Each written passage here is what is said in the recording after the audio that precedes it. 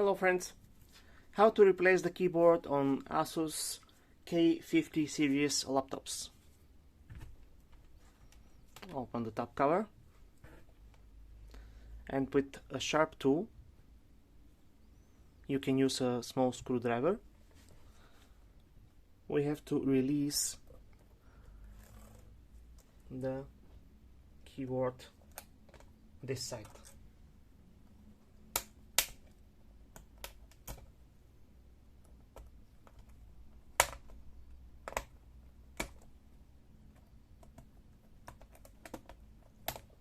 We have to release 5 pins.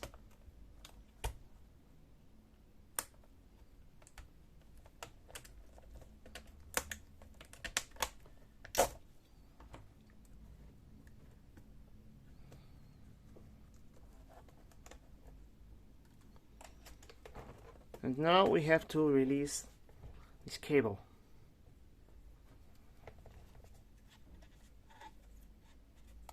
Push from the both sides and slide the cable out.